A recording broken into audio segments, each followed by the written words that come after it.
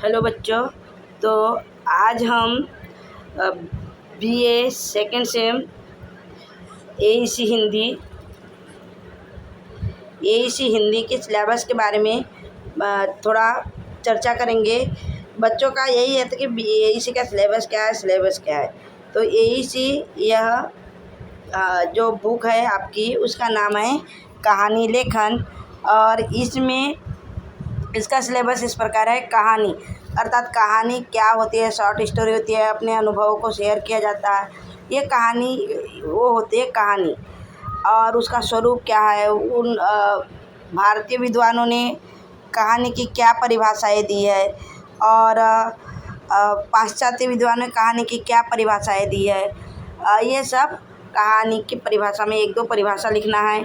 और फिर तत्व में उसके कथानक, उसकी संवाद शैली कैसी है, भाषा कैसी है, उसका बोलने का तरीका क्या है, ये सब वो इसमें कहानी के तत्व में आ जाएंगे। और प्रकार, कहानी के प्रकार में आएंगे ऐतिहासिक कहानी, सामाजिक कहानी, फिर सांस्कृतिक कहानी, मतलब हम जिससे रिलेटेड कहानी लिखते हो उसमें आ जाएंगे। फिर कहानी की विकास यात्रा है, मतलब कहानी की शुरुआत कहाँ से हुई। जैसे हम प्रेमचंद को कहानी की शुरुआत प्रेमचंद जी से मानते हैं, तो फिर उनके बाद में किस प्रकार से चंद्रधर शर्मा गुलेरी की कहानी आई। फिर उसके बाद में एक एक करके सभी कहानी समाविष्ट होने लगी। तो स्टेप बाय स्टेप लिखना है, कौन से सन से चालू हुआ, कब हुआ, वो पूरे दिया है। तो ये आपका इस टाइप से आप ये कहानी से संबंधित आपको प्रश्न पूछेंगे। मतलब कहानी का स्वरूप स्पष्ट करते हुए उसके प्रकार लिखिए, या कहानी की विकास यात्रा के बारे में लिखिए। इस प्रकार से आपको प्रश्न पूछ सकता है। फिर है प्रेमचंद द्वारा लिखित आपकी एक कहानी है नमक का दरोगा।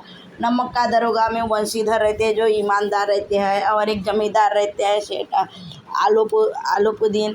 वो किस प्रकार से नमक का व्यापार करते हैं। फिर बाद में वो जो वंशीधर है उसी को अपने घर में मुंशी के पद पर ज़्यादा तनख्वाह देकर उसको मुंशी के पद स्वीकार करने के लिए कहते हैं। तो इस प्रकार नमक का दरोगा में बताया। तो आपसे प्रश्न पूछा जा सकता है कि वंशीधर का चरित्र चित्रण कीजिए, या पंडित आलोपुद्दीन के बारे में लिखिए, या नमक का दरोगा कहानी का सारांश लिखिए। इस प्रकार से आपका प्रश्न बन सकता है। फिर है बेटा आपका जयशंकर प्रसाद द्वारा लिखित पुरस्कार कहानी। पुरस्कार कहानी में बताया है जो राजा रहते हैं, तो इसमें एक लड़की रहती है मधुलिका। उसके खेत को जो जमींदार है मतलब जो भी ज़मीन होती है उसकी जुताई करता है एक दिन के ये, मतलब जो सबसे अच्छी ज़मीन होती है उस ज़मीन को राजा उस पर खेत जोता था, और उस ज़मीन के बदले 4 गुना उसको सोने चांदी जो भी दिया जाता था। तो उस समय के जब ये पुरस्कार कहानी हम देख रहे हैं, इसमें एक मधुलिका नाम की लड़की रहती है। तो उसका खेत का सिलेक्शन किया जाता है, चुनाव किया जाता है, और जिसकी भी खेती की जुताई होती थी उसी को वो जो बीच का थाल होता है, जैसे धान की रोपाई करना है, तो उस थाल को मधुलिका की पकड़ना, मतलब जिसकी खेती उसी को सौभाग्य प्राप्त होता था उस थाल को पकड़ने का। तो ये सब दृश्य को जो मगध देश का राजा था युवक था अरुण, वो देखता है और उसके मधुलिका की ओर आकर्षित हो जाता है। फिर मधुलिका किस प्रकार से जो 4 गुना उसको उपहार दिया जाता है उसको लेने से मना कर देती है। फिर बाद में वह किस प्रकार से तकलीफ झेलती है। फिर बाद में दोबारा अरुण आता है और उस मधुलिका को किस प्रकार से मैं उनका क्षेत्र दिला दूंगा, इस प्रकार से वो बातें करते हैं। और फिर बाद में इसी से रिलेटेड ये कहानी है। तो आपको इसमें प्रश्न पूछा जा सकता है कि पुरस्कार कहानी में चित्रित मधुलिका के बारे में लिखिए, या पुरस्कार कहानी का सारांश लिखिए। इस प्रकार से प्रश्न पूछा जा सकता है। या अरुण के बारे में लिखिए, है ना। आपको कुछ भी पूछ सकता है। तो हम जब इस कहानी को पूरी तरह पढ़ लेंगे तो हमें कोई भी क्वेश्चन पूछेगा तो हम उसका अच्छे से उत्तर दे सकते हैं। फिर है अपनी तीसरी कहानी है भगवती चरण वर्मा द्वारा लिखित प्रायश्चित। ये कहानी में बताया गया है कि किस प्रकार कबरी बिल्ली की रहती है और रामू की बहू को कैसे परेशान करते रहती है। रामू की बहू की कम उम्र में शादी हो जाती है, बेचारी काम करते करते सो जाती है, तो उसका कई बार दूध खीर सब बिल्ली खा लेती है। फिर उसको साथ साथ की झिड़क लेनी पड़ता है, कई बार उसके कारण उसके पति को भूखा रहना पड़ता है। तो और फिर लास्ट में क्या होता है, एक दिन वो ठान लेती है कि बिल्ली को अब मारूंगी करके, और जब बिल्ली को मारती है तो बिल्ली भी नाटक करके वो पलटी खा के गिरी रहती है। तो बिल्ली मर गई करके पंडित को बुलाया जाता है। तो उसको प्रायश्चित के लिए जितना वजन बिल्ली का है उतने ही सोने की बिल्ली बनाना। इस प्रकार से फिर बाद में पता चला कि बिल्ली उठकर भाग गई।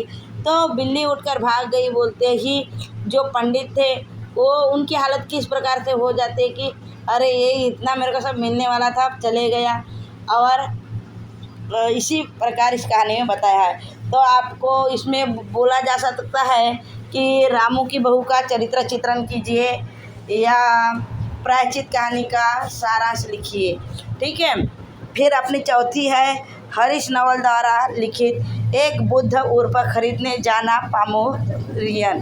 तो इसमें जो पामेरियन प्रजाति का कुत्ता रहता है उसको किस प्रकार से देखभाल करते हैं उसके बारे में इसमें बताया है। तो इसमें हरीश नवल द्वारा लिखित कहानी बुद्ध उर्फ खरीदने जाना पामेरियन का सारांश लिखिए, इस प्रकार से पूछा जा सकता है। फिर है आपकी पांचवी कहानी सुशीला टागभवरे द्वारा लिखित कहानी सिलिया। इस सिलिया कहानी में बताया है कि किस प्रकार से जो भंगी समाज होता है, जो अछूत जाति होती है, उस प्रकार से उस समाज पर किस प्रकार अत्याचार किया जाता है, उनको किस प्रकार निम्न दृष्टि से देखा जाता है। और फिर वो सिलिया ठान लेती है कि ये जो भी हमारे साथ हमारी जाति के साथ ये खिलवाड़ कर रहे हैं या भेदभाव करते हैं, तो मैं एक दिन बहुत आगे बढ़ूंगी और ये समाज के प्रति इनके देखने का नज़रिया बदलूंगी। और वह बहुत लगन से मेहनत करती है और एक समाज सेविका और एक प्रतिष्ठित पद पर वो आसीन हो जाती है और समाज को फिर बदलती है। इसी प्रकार से इसमें बताया है। और छठवीं कहानी है ये सुभाष चंद्र द्वारा लिखित एक भले आदमी की कहानी। इसमें क्या है कि एक भला आदमी रहता है, कहीं भी शादी हो, कोई भी बर्थडे पार्टी हो, कोई भी मतलब प्रोग्राम हो, उसमें वो भला आदमी जाता है और कोई उपहार न ले जाते हुए आशीर्वाद ही देता है। तो एक दिन सब बोलते हैं कि ये सोचते हैं कि ये हमेशा ऐसे ही करता है, तो बिना बुलाए एक किसी के यहाँ जाता है तो उसको पूरा परिवार को लेके जाता है, तो उसको जाने से मना कर देते हैं। फिर बोलते हैं कि ये तो सबके यहाँ जाता है लेकिन खुद तो कभी बुलाता नहीं। फिर एक दिन क्या होता है, इसके बच्चे की शादी रहती है तो सभी वैसा ही करते हैं। तब उसको पछतावा होता है कि जैसे का तैसा मतलब जैसा करो वैसा ही हो जाता है। तो वह भले आदमी के पास इतना ये मतलब उपहार के इतने शब्द रहते हैं कि वह शब्द ही उपहार समझता है, आशीर्वाद देना ही मतलब इम्पोर्टेंट समझता है। इस प्रकार से सुभाष चंद्र द्वारा लिखित एक भले आदमी की कहानी में बताया गया है। तो आपको एक भले आदमी की कहानी का सारांश लिखिए, इस प्रकार से प्रश्न पूछा जा सकता है।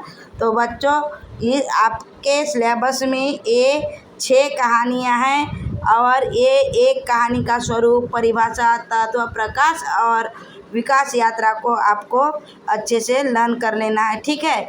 इसके बाद इसी टाइप से आपको प्रश्न पूछे जाएंगे। आपको सिर्फ इतना ही करना है कि इनको एक बार ओवर लुकिंग कर लेना है और प्रश्नों को सभी प्रश्नों के उत्तर लिखना है। आप एक बार उस टॉपिक को पढ़ लोगे तो उससे रिलेटेड आप जितना चाहो उतना लिख सकते हो। इसलिए आपको पढ़कर जाना है। एग्ज़ाम में बिल्कुल चीटिंग नहीं चलेंगी। यदि आप चीटिंग करते पकड़े गए तो आपको रेस्टिकेट भी कर दिया जाएगा। इसलिए पढ़ के जाना है और पूरे क्वेश्चन अटेम्प्ट करना है, छोड़ना नहीं है। ठीक है। और कुछ डाउट हो तो पूछ सकते हो। ठीक है, हमें ये रुकती है।